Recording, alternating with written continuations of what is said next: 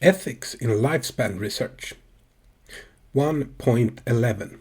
What special ethical concerns arise in research on human development? Research into human behavior creates ethical issues because, unfortunately, the quest for scientific knowledge can sometimes exploit people.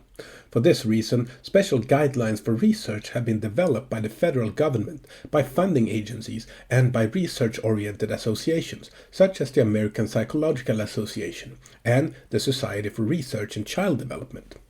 Table 1.7 on page 38 presents a summary of basic research rights down from these guidelines.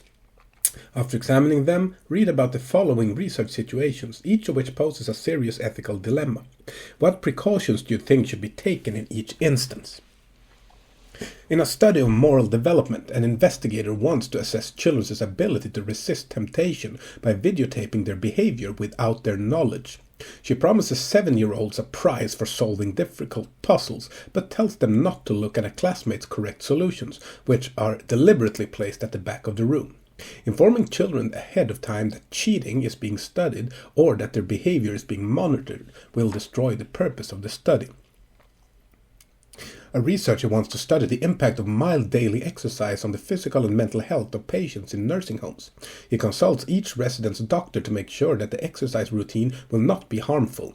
But when he seeks the resident's consent, he finds that many do not comprehend the purpose of the research, and some appear to agree simply to relieve feelings of isolation and loneliness.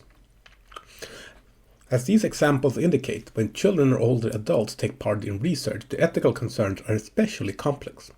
Immaturity makes it difficult or impossible for children to evaluate for themselves what participation in research will mean. And because mental impairment rises with very advanced age, some older adults cannot make voluntary and informed choices. The life circumstances of others make them unusually vulnerable to pressure for participation. Virtually every organization that has devised ethical principles for research has concluded that conflicts arising in research situations do not have simple right or wrong answers. The ultimate responsibility for the ethical integrity of research lies with the investigator. But researchers are advised and often required to seek advice from others. Committees for this purpose exist in colleges, universities, and other institutions. These institutional review boards, IRBs, follow federal guidelines for the protection of human subjects, which balance the costs of the research to participants in terms of inconvenience and possible psychological or physical harm against the study's value for advancing knowledge and improving conditions of life. If any risks to the safety and welfare of participants outweigh the worth of the research, then preference is always given to the participants' interest. The ethical principle of informed consent requires special interpretation when participants cannot fully appreciate the research goals and activities. Parental consent is meant to protect the safety of children whose ability to decide is not yet mature. But as soon as children are old enough to appreciate the purpose of the research, and certainly by age 7, their own informed assent or agreement should be obtained in addition to parental consent. Around this age, changes in children's thinking permit them to better understand basic scientific principles and the needs of others. Researchers should respect and enhance these new capacities by giving children a full explanation of research activities in language they can understand.